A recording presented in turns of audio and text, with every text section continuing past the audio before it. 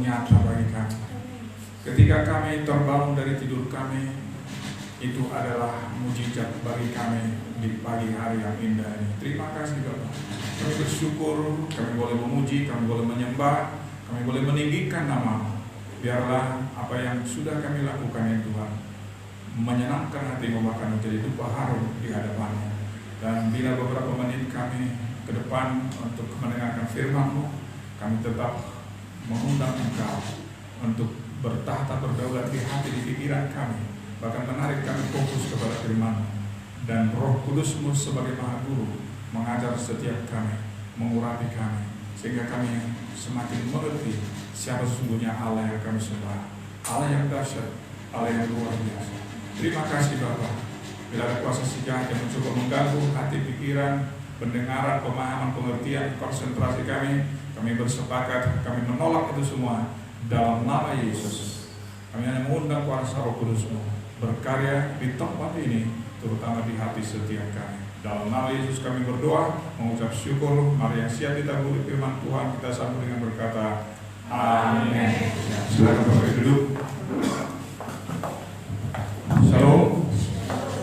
Tuhan kembali karena anugerah Tuhan kita boleh beribadah, memuji menyembah Tuhan kita, Tuhan yang dahsyat, Tuhan yang ajaib. Ya. Selamat datang bagi kita semua, khususnya bagi Nurheni ya, bawa kawan ya. Selamat datang. Baik, kita akan baca firman Tuhan. Kita buka Alkitab kita dari 1 Petrus 2 pasalnya yang pasal 2, 1 Petrus 2. Kita baca ayat 18 sampai 21. Petrus 1 Petrus 2 ayat 18 sampai 21. Demikian firman Tuhan. Saya akan baca bagi kita semua dengan perikop penderitaan Kristus sebagai teladan. Hai kamu hamba-hamba, tunduklah dengan penuh ketakutan kepada Tuhanmu, bukan saja kepada yang baik dan peramah, tetapi juga kepada yang bengis. Sebab adalah kasih karunia. Sekali lagi, sebab adalah kasih karunia jika seorang karena sadar akan kehendak Allah menanggung penderitaan yang tidak harus ia tanggung. Sebab dapatkah disebut pujian jika kamu menderita pukulan karena kamu berbuat dosa? Tapi jika kamu berbuat baik dan karena itu kamu harus menderita, maka itu adalah kasih karunia pada Allah. Sebab untuk itulah kamu dipanggil, karena Kristus pun telah menderita untuk kamu dan telah meninggalkan teladan bagimu supaya kamu mengikuti jejaknya. Demikian firman Tuhan. Ya, hari ini kita ambil tema dari kalimat yang terakhir, ayatnya yang ke-21. Ikuti teladan Yesus. Bapak Ibu Saudara yang dikasihi Tuhan, Yesus datang ke dunia ini dengan tujuan yang pertama, untuk memperkenalkan Allah yang benar. Ini menjadi penting karena ketika Allah mau menciptakan manusia, Dia berfirman, baiklah kita ciptakan manusia menurut gambar dan rupa kita. Jadi kalau saja Yesus tidak datang ke dunia untuk menyatakan dan memperkenalkan dirinya, mungkin sampai hari ini ada banyak orang yang ragu, bahkan bisa jadi ya menuduh Allah itu sebagai pembohong. Tapi dengan datangnya Yesus ke dunia, orang akan melihat, bahkan mungkin akan berkata, oh, ternyata kita ini adalah gambaran Allah. Amin, saudara. Yang kedua, Yesus datang ke dunia untuk membawa sekaligus mengajarkan ajaran Bapa. itulah hukum kasih. Dan ini sangat berhubungan dengan yang pertama tadi, karena pengertian segambar di situ tidak terbatas hanya segambar secara fisik, tetapi lebih dari itu adalah kesegambaran dalam karakter, yaitu Allah yang adalah kasih. Ya, jadi dengan kedatangan Yesus membawa hukum kasih supaya manusia berinteraksi dan bersosialisasi berdasarkan kasih. Ada amin, saudara? Yang selanjutnya, Yesus datang ke dunia untuk menebus dosa manusia. Karena manusia yang sudah jatuh ke dalam dosa sudah kehilangan kasih itu. Dan tentu saja untuk bisa dikembalikan kepada hidup yang berdasarkan kasih, maka manusia itu harus ditebus terlebih dahulu. Itulah sebabnya Yesus harus disalibkan guna memakukan segala hutang dosa kita di kayu salib, sesuai dengan Kolose 2 ayat 14. Dengan demikian setiap manusia yang sudah ditebusnya bisa dicipta ulang kembali dan kemudian menjadi manusia yang baru yang bisa dan layak dipenuhi kembali dengan kasih Allah. Dan yang tidak kalah penting ya adalah Yesus datang ke dunia ini untuk memberikan keteladanan bagi kita yang harus kita ikuti, terutama setelah Yesus tidak lagi di dunia ini. Itulah yang ada di ayat 21 tadi. Yesus meninggalkan keteladanan untuk kita ikuti, kata firman Tuhan tadi. Ya. Lalu teladan yang mana dan yang bagaimana yang harus kita ikuti? Sekali lagi, Yesus tadi sudah dikatakan jelas oleh firman Tuhan, meninggalkan keteladanan bagi kita. Lalu keteladanan yang mana yang harus kita ikuti? Yang pertama masih di ayat 19 tadi, mengikut Yesus harus menderita. Ya, sekali lagi ternyata mengikut Yesus harus menderita. Bapak saudara yang dikasihi Tuhan, kalau Yesus sudah memberikan contoh, memang itu dia alami. Kita bisa jelas melihat bahkan dengan bantuan teknologi informasi melalui film sudah divisualisasikan bagaimana Yesus menderita, bagaimana dia disesah, bagaimana dia dicambuk, bagaimana dia diludahi, bagaimana dia ditampar, kemudian ditombak, dipakukan di kayu salib, dan dimahkotai juru. Demikianlah kita untuk mengikut Kristus juga harus menderita. Tapi jangan salah paham dulu Bapak Saudara. Kalau penderitaan yang dimaksud di sini tidaklah persis dengan apa yang dialami oleh Yesus. Ya, kalau kita mengalami seperti dia mungkin nggak ada yang tahu, yang tahan ya. Kalau dibanding dengan apa yang dialami Yesus, nggak ada apa-apanya yang kita alami sebetulnya. Kenapa begitu? Ya karena Yesus bukan menanggung dosa satu orang, Bapak Saudara, tapi seluruh manusia yang ada di dunia ini. Ada amin, saudara? Ya, jadi sekali lagi, menderita yang dimaksud itu juga mengacu kepada firman Tuhan dalam Lukas 9 ayat 23, bahwa untuk mengikut Yesus kita harus menyangkal diri, kita harus memikul salib. Artinya ketika kita mengikut Yesus, ya, kita harus meninggalkan perbuatan-perbuatan yang dulunya mungkin itu kita rasakan sebagai sebuah kenikmatan, tetapi tidak berkenan di hadapan Allah. Misalnya dahulu kita adalah seorang penjudi, bahkan mungkin selalu menang. Ini kan adalah selalu sebuah sukacita. Ya. Tapi ketika kita sudah mengikut Yesus, ini harus kita tinggalkan. Ya. Ada perasaan berat untuk melepaskan itu. Apalagi kalau sudah didompleng oleh roh-roh dunia yang akan ikut mencoba mengikat kita supaya kita tetap ada di dalam kondisi yang lama itu. Ya. Kemudian Yesus juga mengajar kita bahwa ketika ada orang menampar pipi kanan kita, justru dia menyuruh kita memberikan pipi yang satunya lagi. Ya, ini kan sesuatu yang menyakitkan. Ya, artinya ketika kita mengikuti Yesus, kita harus berkorban. Sakit rasanya, korban perasaan. Ya. Kemudian juga kalau firman Tuhan juga berkata ketika ada orang meminta baju kita, kita harus memberikan jas ataupun jubah. Ya. Ini juga menyatakan rasa sakit diambil barang kita. Ya.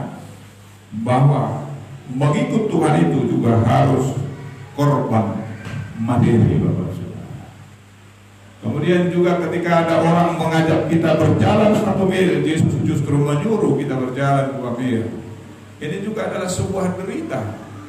Ya, masa kita dipaksa berjalan 2 mil? Menderita kita berjalan 2 mil. Ya, artinya kalau kita mengikuti Yesus juga harus berkorban tenaga. Ada saudara, ya, saya kira kita juga sudah berkorban waktu, ya, berkorban tenaga, karena berjalan itu juga tenaga datang kemari. Nah, itu maksudnya Bapak Saudara, ya. Juga mungkin setelah kita mengikut Kristus, misalnya ada yang mengolok-olok kita sebagaimana hari-hari ini, itu juga rasanya sakit. Cuma terasa ada, terkatakan tidak, apalagi teraplikasikan untuk membalas. Karena Yesus berkata, jangan pernah membalas kejahatan dengan kejahatan. Ada saudara, dan kalaupun kita harus menderita secara fisik ataupun aniaya, ya, itu tidak semua, Bapak Saudara. Yesus sudah menentukan siapa orang-orang yang harus mati sebagai martir, ya. Nah, intinya Bapak Saudara, dalam mengikut Yesus itu ada banyak hal-hal yang kita alami. Mungkin itu kita rasakan sebagai penderitaan, tapi ketahuilah Bapak Ibu Saudara, bahwa Tuhan tidak pernah tidur. Karena firman-Nya menjamin Dia tidak akan membiarkan kita jatuh sampai tergeletak. Ada amin saudara. Kemudian Dia izinkan itu. Kata Paulus di dalam Roma 5 ayat 30, ayat 3 sampai 5. Apa? Penderitaan atau kesengsaraan itu akan menimbulkan ketekunan. Ketekunan kita di dalam berdoa, ketekunan kita di dalam meminta, dan ketekunan ini akan menimbulkan tahan uji. Kalau kita sudah orang-orang yang bisa lolos dalam ujian, akan kita dapatkan sebuah pengharapan. Kita akan bersama-sama Dia di surga mulia yang Dia sediakan hari ini. Amin, Bapak Ibu. Ya, jadi sekali lagi, penderitaan yang Tuhan izinkan kita alami, sesungguhnya Tuhan sedang melatih kita. Itu sebabnya Tuhan itu banyak sebutannya. Salah satunya adalah Raja Wali. Raja Wali ketika Dia melatih anak-anaknya, dibiarkan seakan-akan Dia tidak peduli, tapi begitu Dia mau sampai ke tanah, Dia akan sambar. Bapak Saudara, ketika anak Raja Wali itu mulai tumbuh sayapnya, maka seekor induk Raja Wali itu akan menghancurkan sarangnya dengan tujuan supaya si anak itu jatuh untuk bernadi. Ya, dan ketika anaknya jatuh, dia seakan-akan tidak peduli, Bapak Saudara. Tapi begitu dia melihat ada bahaya di sana, dia akan menyambar. Seperti itulah kita ketika kita mengikuti Yesus, Dia akan biarkan kita ada di dalam derita menurut perasaan kita. Tetapi sesungguhnya Allah sedang melatih saya dan saudara supaya kita menjadi orang-orang yang kuat, orang-orang yang besar iman. Karena iman itulah yang menyelamatkan. Ada amin saudara? Ya. Oleh karena itu ketika kita mengalami masalah persoalan yang sekali lagi mungkin kita menganggap itu derita, jangan pernah salahkan Tuhan. Ya. Ingatlah apa yang saya katakan hari ini, Tuhan sedang membentuk kita. Karena Dia ingin kita menjadi sebuah bejana untuk Dia taburi, untuk Dia isi dengan rohnya, untuk diisi dengan berkat-berkatnya. Tadi saya katakan Allah itu banyak sebutannya. Dia juga disebut sebagai tukang periuk, dan kitalah periuk itu, mau dijadikan sebuah bejana untuk siap dia gunakan, untuk siap dia isi dengan apa yang dia kehendaki. Anak-anak saudara, sekali lagi, ketika kita mengalami masalah persoalan dalam bentuk apapun itu, apakah itu keuangan, ekonomi, sakit, penyakit, hubungan suami istri, hubungan rumah tangga, hubungan orang tua dengan anak, ingatlah bahwa Tuhan sedang melatih kita. Tuhan ingin kita tidak menggunakan akal pikiran kita. Tuhan ingin kita tidak menggunakan kekuatan kita. Tapi kalau kita rindu, mau diisi oleh berkat-Nya, Yeremia 17 ayat 7 menjamin ketika kita mengandalkan Dia, oleh karena kita sudah tidak mampu lagi rasanya menahan, menanggung, merasakan derita itu, maka ketika kita mengandalkan Tuhan, Dia akan mencurahkan berkat-Nya. Amin. Kenapa harus saya tanya dulu baru amin ya? Enggak ada yang begitu. Amin gitu, akulah itu. Itu Bapak Saudara, ketika dari depan ini saya taburkan amin, artinya saudara sudah menangkap berkat itu. Amin. Firman Tuhan itu tergantung kepada setiap respon kita. Mau berbuih juga pengkhotbah itu, mau sehebat apa juga urapannya itu, kalau toh juga kita tidak menangkap. Makanya ketika ada yang rasanya itu adalah amin gitu ya, jadi ketangkap dia. Jangan biarkan dia ditangkap yang di luar sana, karena engkaulah hari ini dipersiapkan untuk menerima berkat itu. Ada amin saudara? Ya, jadi itu yang pertama, kita harus menderita. Memang sepintas kalau dari bahasa ngeri kali kok menderita, tapi saya sudah jelaskan tadi. Kemudian yang kedua, dari Filipi 2 ayat 6-7 dikatakan mengosongkan diri. Ya, Yesus yang walaupun dalam rupa Allah tidak menganggap kesetaraan dengan Allah sebagai milik yang harus dipertahankan. Lalu kita kan kadang-kadang terbalik. Ya, dikasih jabatan kita, nggak tahu kau ya, belum kenal ya. Siapa yang menentukan di perusahaan ini? Misalnya, ya. Tapi Allah tidak menganggap kesetaraan dengan Allah itu. Tuhan Yesus maksudnya yang harus dipertahankan, tapi Dia mengosongkan ya kealahannya dan dikatakan mengambil rupa manusia sebagai hamba dan sama dengan kita. Artinya sekali lagi, Yesus yang adalah Allah telah mengosongkan dirinya dengan kealahannya, dengan segala kemahakuasaannya. Apapun Dia bisa lakukan, ya. Tapi karena kemauan dan ketaatan Dialah untuk mengosongkan dirinya itu, sehingga Dia kemudian dipenuhi oleh Roh Kudus dan kemudian sebetulnya secara tubuh kita sama. Yesus itu gak ada apa-apanya secara tubuh ya, tapi roh yang ada padanya itulah Roh Kudus yang membuat Dia menjadi maha kuasa dan maha mulia. Demikianlah kita untuk mengikut Yesus harus mengosongkan diri. Artinya mengosongkan hati kita dari sampah-sampah rohani seperti iri hati, sakit hati, tinggi hati, hati yang membenci, hati yang mendendam, hati yang menyimpan kesalahan orang lain. Itu harus kita kosongkan. Kenapa? Karena Tuhan mau memakai hati kita sebagai tempatnya untuk berdiam. Efesus 3 ayat 12. Makanya ada lagunya, di hati inilah baitmu. Ada tahu? Bait itu apa artinya? Tempat Dia berdiam. Jadi kalau hati kita ini belum kudus, hati kita ini masih ada sampah, mana mau Dia berdiam. Dan kalau sampai hari ini hati ini tidak kita bisa bersihkan, tidak kita bisa kosongkan, kita tidak akan melihat bagaimana Dia bekerja di dalam kehidupan kita. Betul apa betul? Kalau saya hari ini tidak datang di sini, saudara tidak akan mendengarkan suara saya. Betul atau betul? Demikian juga kalau Tuhan tidak tinggal di hati kita, bagaimana Dia bekerja untuk mengerjakan yang ajaib, mengerjakan yang dahsyat dalam kehidupan kita. Itu sebabnya kita harus mengosongkan hidup kita ini. Untuk apa? Untuk layak dia tempati, layak dia diam. Sehingga oleh iman Kristus diam di mana? Tinggal membaca. Kenapa lagi sini? Kristus diam di dalam hatimu dan kamu berakar serta berdasar di dalam kasih.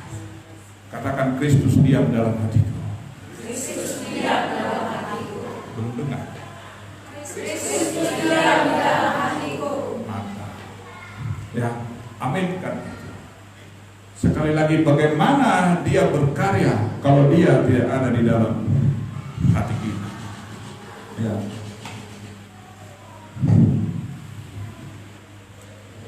Itu makanya ketika dia sudah diam di dalam hati kita, maka dikatakan akan terpancarlah kehidupan. Sebab Yesus adalah hidup dan sumber kehidupan. Maka dikatakan jagalah hatimu dengan segala kewaspadaan, karena dari sanalah terpancar kehidupan. Jadi ketika Yesus sudah berkenan diam di hati kita, di mata Yesus, disitulah kita sudah hidup. Pengertian hidup di sini mungkin mengerti maksud saya. Kehidupan secara rohani, bukan kehidupan ya. Semuanya kita hidup ya. Orang jahat sana pun hidup juga. Bahkan mungkin lebih kaya dari kita. Makanya dikatakan ya, jalan menuju kebinasaan sangat lebar. Ya. Oleh karena itu Yesus ya, itu sudah pernah masuklah melalui pintu yang sempit, sebab itulah yang membawa kita ke dalam kehidupan.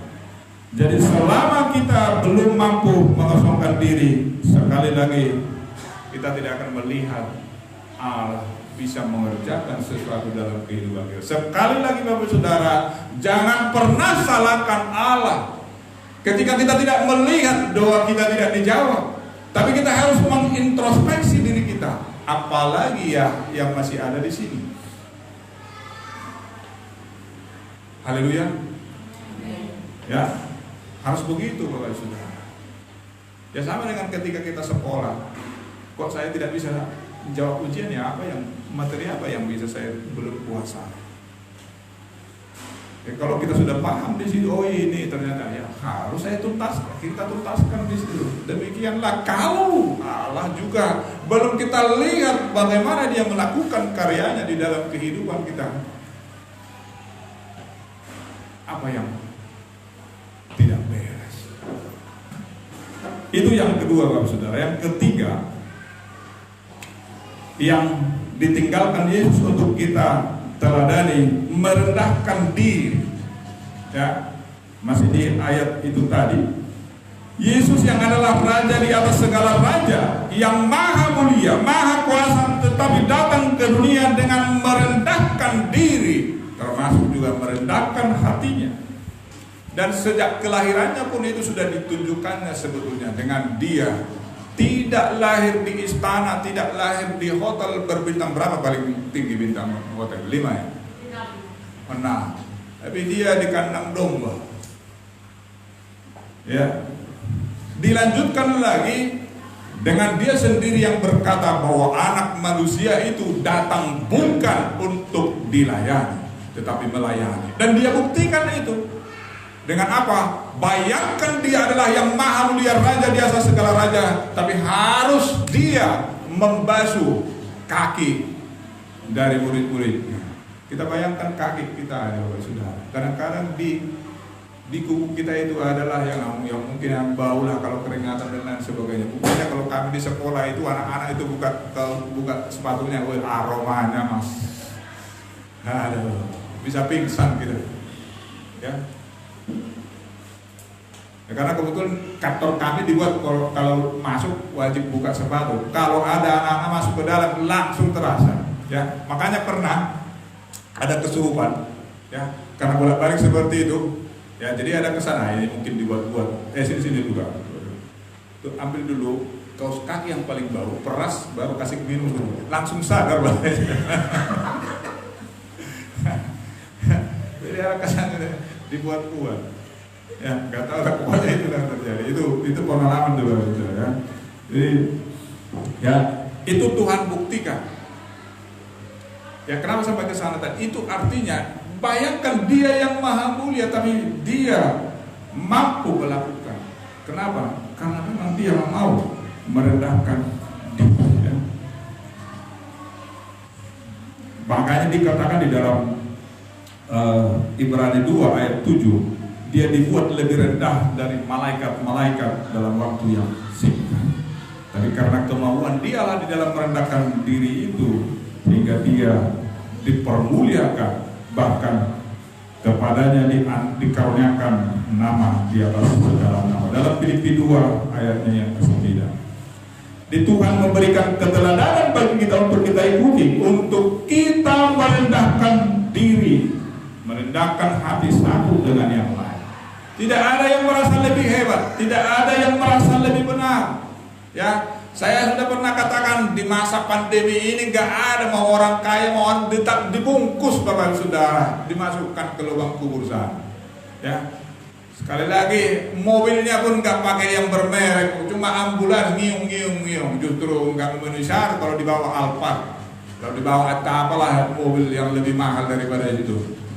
Ya, hanya mobil ambulans.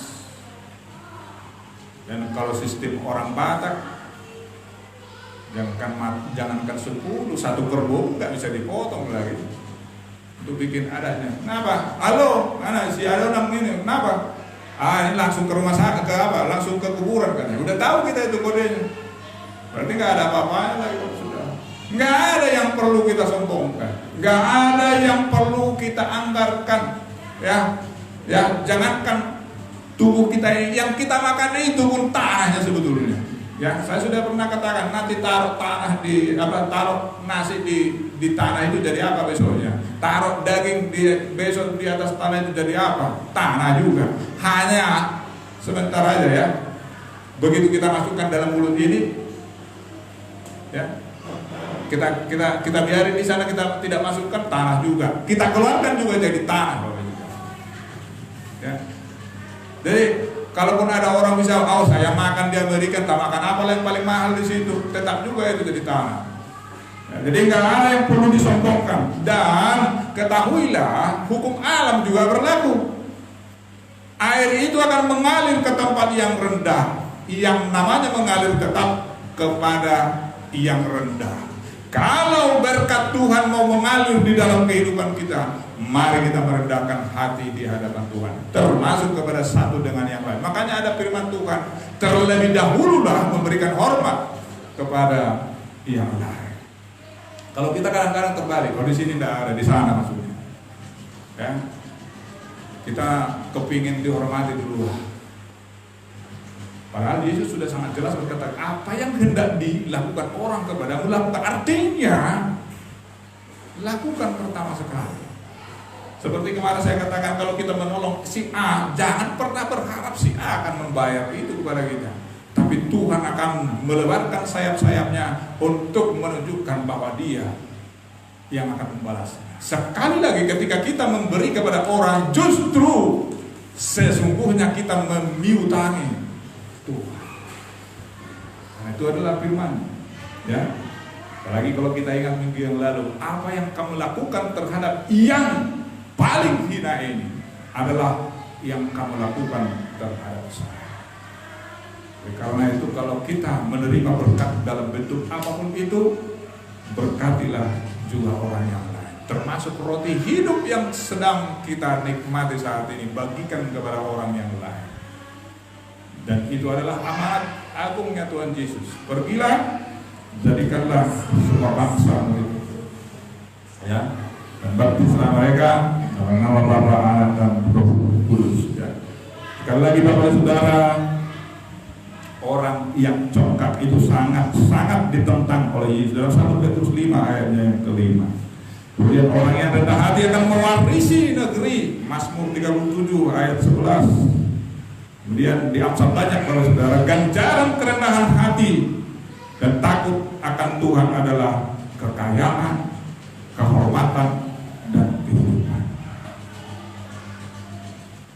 Ya. Jadi sekali lagi Bapak Saudara, ketika pun kita menerima berkat Tuhan, mungkin lebih dari yang lain, tetaplah bersyukur. Jangan menjadi sombong. Ya. Bersyukur dalam segala hal. Memang kadang banyak orang ketika dia diberkati bersyukur. Tapi ketika pun kita tidak diberkati, kita juga harus bersyukur, karena itulah yang dikehendaki Tuhan. Kenapa?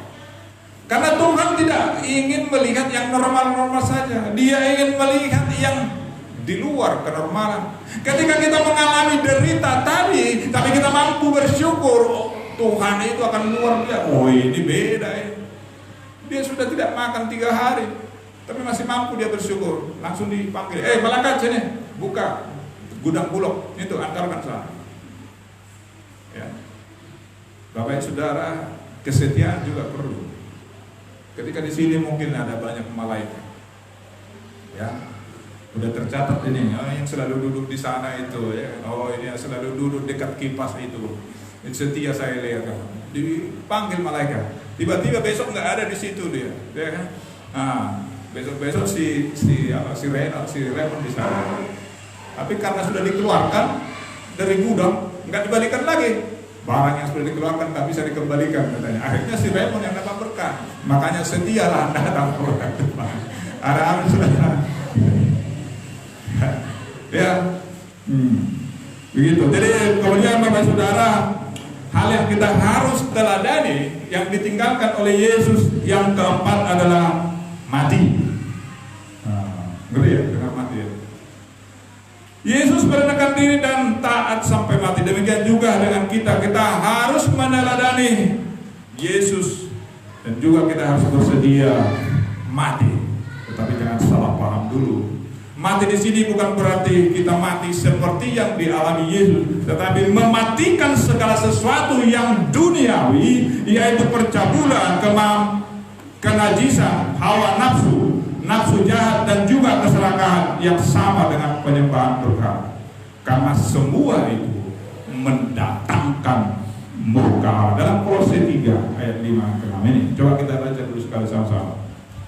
Karena itu matikanlah dalam dirimu segala sesuatu yang duniawi, yaitu percabulan, kenajisan, hawa nafsu, nafsu jahat, dan juga keserakahan yang sama dengan penyembahan berhala. Semuanya itu mendatangkan apa?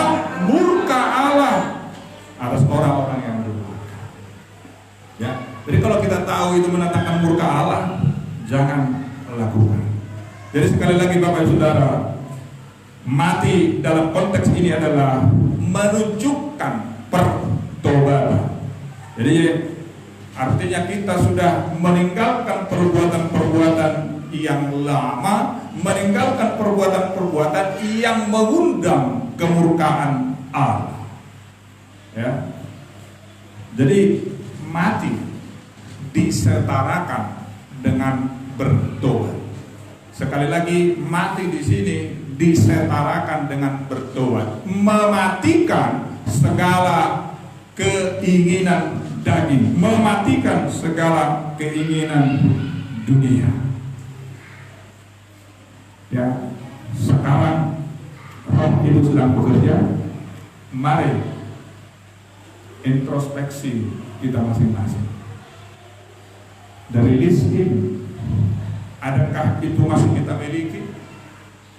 Mumpung masih ada waktu, mari kita tinggalkan, mari kita mati, Bapak Saudara. Karena Tuhan menginginkan kita mengikuti keteladanannya, mematikan segala keinginan-keinginan dunia. Ya, itu yang harus kita teladani. Kemudian yang selanjutnya, setelah mati kira-kira gimana ya? Harus dikubur. Ya, yang kelima, teladan yang Tuhan Yesus tinggalkan adalah dia dikubur. Yesus yang sudah mati di kayu salib lalu kemudian dikuburkan, demikian juga kita dalam mengikut Kristus. Bila kita sudah mengambil komitmen untuk mematikan segala keinginan dunia, maka kita juga harus bersedia dikubur di dalam Roma 6 ayatnya yang keempat. Apa isinya? Mari kita baca sama-sama. 1, 2, 3. Dengan demikian kita telah dikuburkan bersama-sama dengan Dia oleh baptisan dalam kematian, supaya sama seperti Kristus telah dibangkitkan dari antara orang mati oleh kemuliaan Bapa, demikian juga kita akan hidup dalam hidup yang baru. Hari ini kita pastikan bahwa hanya orang yang sudah mematikan segala keinginan dagingnya yang layak untuk dikuburkan, layak untuk dibaptiskan. Karena itu bukan hanya seremonial biasa, sebab ketika kita dibaptis, kita sedang dikubur bersama dosa-dosa yang lama, sehingga yang lama sudah berlalu, sesungguhnya yang baru sudah datang. Pada saat itulah kita menjadi manusia yang baru. Anak-anak saudara, makanya firman-Nya berkata, bertobatlah dan berilah dirimu dibaptis agar dosamu diampuni. Jadi hanya orang yang sudah percaya, kemudian ketika dia percaya bahwa Yesus adalah juru selamat, maka dia akan berkomitmen, bertobat, mematikan segala keinginan dagingnya, dan sebagai tanda pertobatan itu dia akan menguburkan diri di dalam baptisan. Ini firman Tuhan, bukan saya yang mereka hiasa. Ya, karena Tuhan sangat jelas berkata harus. Ya, ini keteladanan untuk yang harus kamu ikuti bagi setiap pengikut. Jangan kita katakan kita pengikut Yesus, tapi kita tidak mengikuti apa yang Dia sudah perintahkan. Jadi katakan dengan demikian kita sama dengan Kristus. Artinya kalau sama berarti meneladani apa yang sudah dilakukan oleh Kristus. Jadi dikubur itu disetarakan dengan dibaptis, dikuburkan dalam air. Ingat bahwa saudara, sekali lagi, hanya orang yang mati yang dikubur, betul? Jangan coba-coba mengubur orang yang tidak mati, dia akan berontak. Ya, makanya baptisan itu sebetulnya nggak boleh dipaksa. Kalau dia belum mengerti, belum memahami, jangan.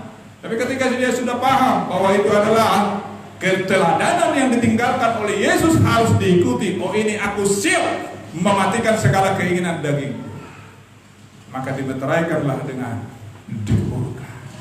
Ini firman yang benar. Ya, karena kamu semua yang dibaptis, bukan, ini sudah ditukar oleh. Ya, jadi Bapak Saudara, sekali lagi hanya orang yang mati yang dikubur. Jadi anak-anak itu belum ada dosanya itu yang dia tahu. Belum tahu dia bertobat. Karena firman-Nya bertobatlah, bukan berilah anakmu dibaptis, berilah dirimu. Kenapa harus diriku? Itu tadi mengosongkan diri supaya diri kita itu menjadi bait yang Allah, yang layak bagi Tuhan. Mau didiami. Kemudian yang selanjutnya, apa yang ditinggalkan oleh Tuhan Yesus untuk kita teladani? Setelah dikubur, Dia bangkit. Yesus yang sudah mati dan dikubur lalu kemudian bangkit, demikian juga kita dalam mengikut Kristus. Kalau kita dikubur melalui baptisan tadi, maka kemudian kita harus keluar dari air itu. Ya, pada saat kita keluar dari air itu, sesungguhnya kita sedang bangkit menjadi manusia yang baru. Seperti saya katakan tadi dalam 2 Korintus 5:17 itu, ya, yang lama sudah berlalu dikuburkan dan yang baru sesungguhnya sudah datang.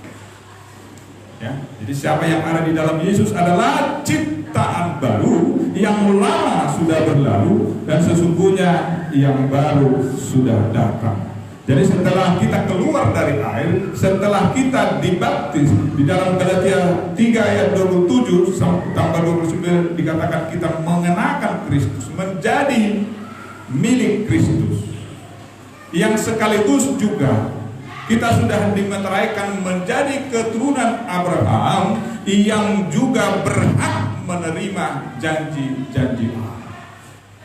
Jadi ada mekanisme yang harus kita ikuti ketika kita mengikuti Yesus. Supaya apa? Supaya kita betul-betul menjadi sosok yang menjadi milik Kristus dan yang menjadi ahli waris, menjadi keturunan Abraham sesuai dengan firman Tuhan. Ya. Tidak serta-merta begitu ada gereja kita masuk menyelusup, ya, sudah resmi. Ya.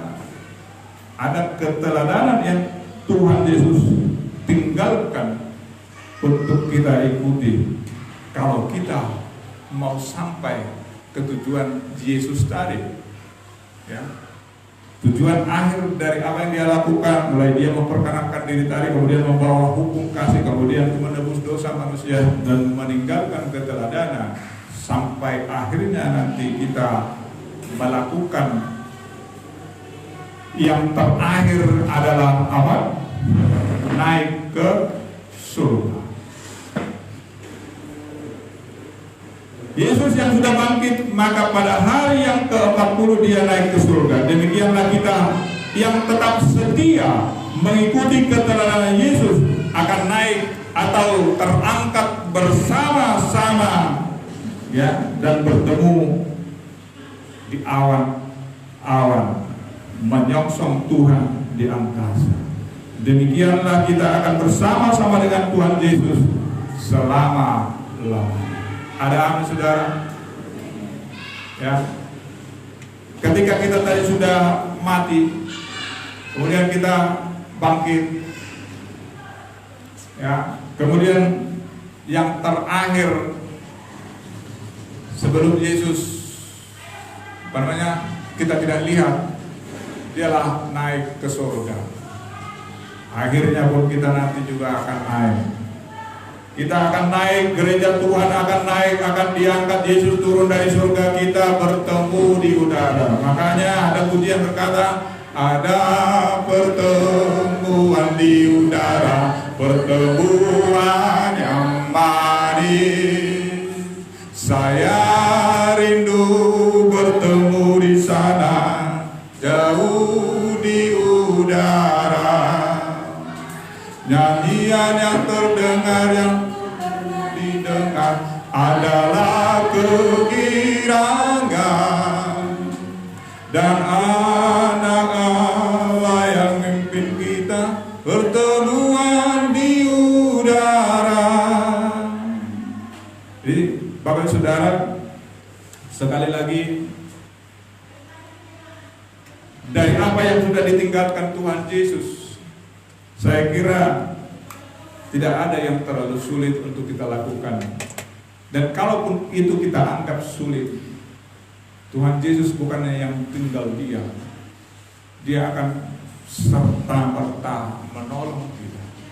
Dan ketahuilah bahwa pertolongannya tidak pernah terlambat. Tangannya selalu terulur ketika kita berkata, Tuhan tolonglah. Sebagaimana Petrus, dia di dalam berjalan menjalani gelombang kehidupan itu, ketika dia mau terperosok, Tuhan tolong aku. Tangan Tuhan tidak pernah kurang panjang menolong. Oleh karena itu Bapak Ibu Saudara, kalaupun tadi ada kata kengerian mendengar, kita mengikut Yesus harus menderita. Sekali lagi, Tuhan tidak tinggal diam. Sebelum dia berangkat, dia berkata, aku tidak akan membiarkan kau seperti yatim piatu, tapi aku akan mengirim sosok penolong, pribadi penolong. Itulah Roh Kudus. Roh Kudus yang dulu membangkitkan Yesus. Roh Kudus itu juga yang dia janjikan dan selalu menyertai. Bapak Ibu Saudara, Allah itu bukanlah manusia sehingga dia berdusta. Mari kita klaim janjinya. Dia yang akan menolong kita tepat pada waktunya. aku akan menolong engkau, jangan takut. Bahkan aku akan memegang engkau dengan tangan kananku. Artinya tangan kanan, tangan yang lebih memiliki kekuatan dan lain sebagainya. Aku akan mengirimkan kepadamu kesembuhan dan kesehatan. Aku akan mencukupi segala kebutuhan dan memenuhi segala keperluan. Semuanya tersedia janji Tuhan. Persoalannya, adakah kita sudah mengikuti keteladaannya? Adakah kita sudah berjalan di dalam kebenaran firman-Nya? Ya. Kalau kita ibarat gerbong kereta api, jangan-jangan kita masih jalan di satu rel karena kita bukan gerbong yang satu rel, kan begitu. Ya, saya juga pernah mengilustrasikan kehidupan kita sebagai orang percaya. Saya ilustrasikan sebagai lokomotif kereta api. Kita ini adalah gerbong-gerbongnya yang setiap waktu bisa dibebani dengan apapun. Dan ketahuilah gerbong itu akan berjalan ditarik dengan ringan ketika gerbong itu tercantol kepada lokomotif. Lokomotif itu adalah Yesus Kristus. Ada amin? Segala beban masalah persoalan kita akan dengan ringan kalau kita tercantol kepada Yesus dan berjalan di dalam kebenaran rel, di dalam kebenaran firman. Ya, rel itu ada dua, kebenaran firman-Nya dan kuasa Roh Kudus. Itulah yang membawa kita sampai kepada tujuan. Ada amin saudara? Ya, saya tidak memperpanjang lagi karena hari kita akan dijamu oleh Tuhan. Kita akan lanjutkan. Ya, Tuhan memberkati, kita lanjutkan dengan perjamuan WL dan sehingga saya sudah pakai diri. Kita lanjutkan dengan lagu yang mengantar kita untuk mempersiapkan diri